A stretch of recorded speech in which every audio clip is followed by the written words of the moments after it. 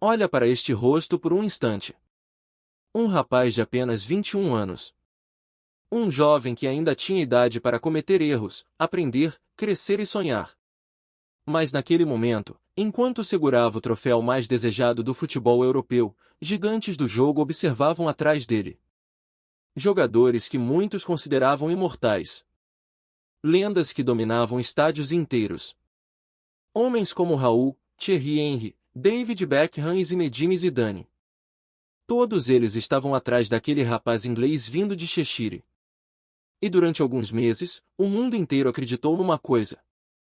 Michael Owen seria o próximo rei do futebol. Não apenas uma estrela. Não apenas um craque. Mas uma figura destinada à eternidade. Porque em 2001, Michael Owen parecia uma força da natureza. Era rápido demais. Frio demais. Fatal demais. Havia avançados que precisavam de 5 oportunidades para marcar. Michael precisava de uma. Às vezes nem isso. Bastava um erro. Um espaço. Um segundo. E o castigo chegava. As defesas tremiam. Os guarda-redes desesperavam. Os adeptos levantavam-se das cadeiras antes mesmo do remate acontecer. Porque todos sabiam o que estava prestes a acontecer. Golo. Mais um golo. E depois outro. E outro.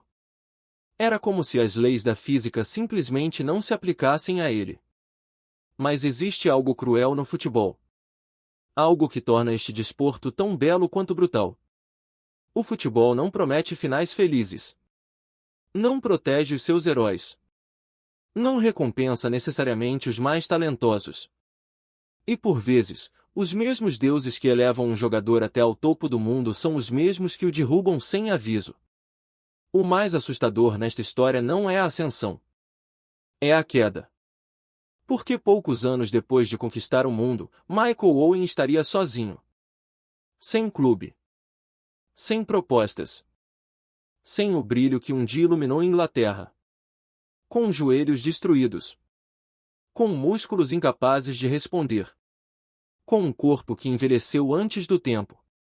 E para sobreviver, para continuar relevante, para prolongar uma carreira que parecia morrer lentamente, ele tomaria uma decisão que mudaria para sempre a forma como seria lembrado. Uma decisão que transformaria um ídolo num traidor. Um herói num vilão. Um filho querido de Liverpool num homem que muitos adeptos nunca conseguiram perdoar. Mas para compreender como tudo chegou a esse ponto, precisamos voltar ao início. Muito antes da fama. Muito antes da bola de ouro.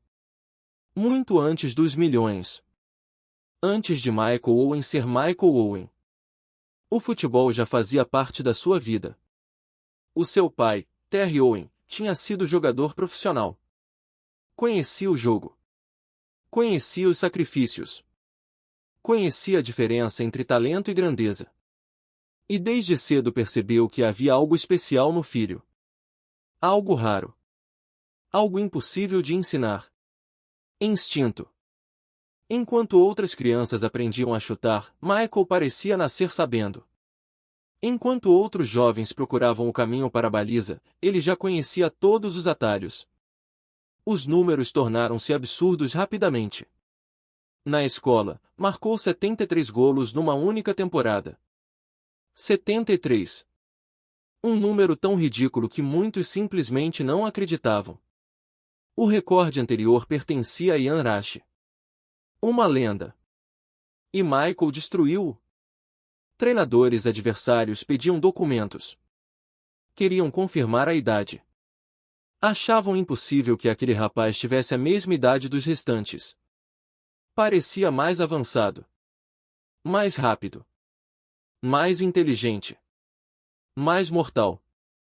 Quando completou 14 anos, os maiores clubes de Inglaterra estavam atrás dele. Manchester United. Arsenal. Chelsea. Todos queriam um fenômeno. Todos sonhavam contratá-lo. Mas Michael escolheu Liverpool. Uma decisão que parecia natural. Uma decisão que mudaria a história do clube. Os responsáveis prometeram algo que nenhum outro garantiu. Não o tratariam como uma criança. Dariam oportunidades reais. E Michael acreditou. Poucos anos depois, estava a vestir a camisola vermelha. E a Premier League estava prestes a conhecer um dos talentos mais explosivos da sua história. Em 1997, o futebol inglês era diferente. Muito diferente. Os defesas eram enormes. Os contactos eram violentos. Os jogos pareciam batalhas. E então apareceu aquele rapaz magro. Baixo. Com cara de estudante. Sem aparência de superestrela. Muitos adversários riram. Muitos acharam que seria fácil. Mas os sorrisos desapareceram rapidamente. Na estreia contra o Wimbledon, os defesas olharam para ele com desprezo. 16 minutos depois estavam a olhar para as costas dele. Porque Michael já tinha marcado. O primeiro de centenas. O primeiro de uma avalanche que ninguém conseguiria travar. A temporada seguinte foi simplesmente inacreditável. 18 golos na liga. Apenas 18 anos de idade. Melhor marcador do campeonato. O mais jovem da história. Um recorde que atravessaria décadas. Mas os números não explicavam tudo.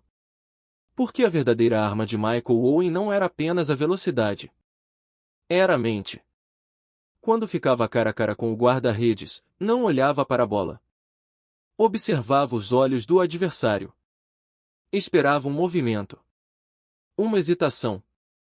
Uma fraqueza. E então atacava. Como um predador.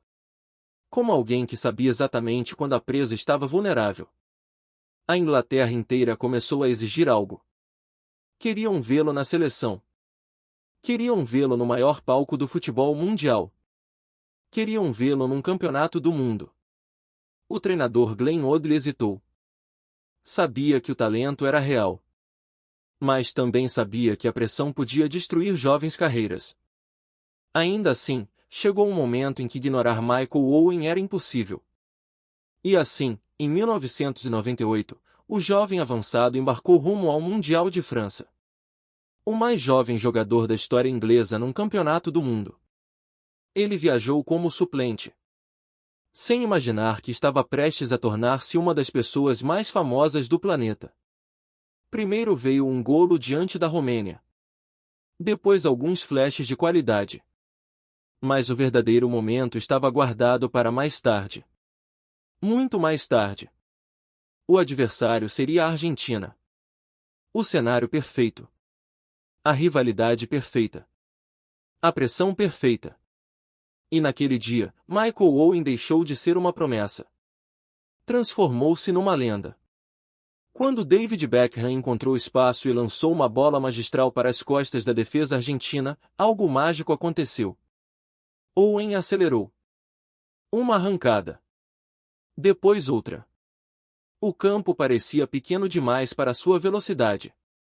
Os adversários perseguiam-no desesperadamente. Sem sucesso. Em poucos segundos deixou todos para trás. Entrou na área. Respirou. Rematou. Golo. Um dos golos mais famosos da história dos mundiais.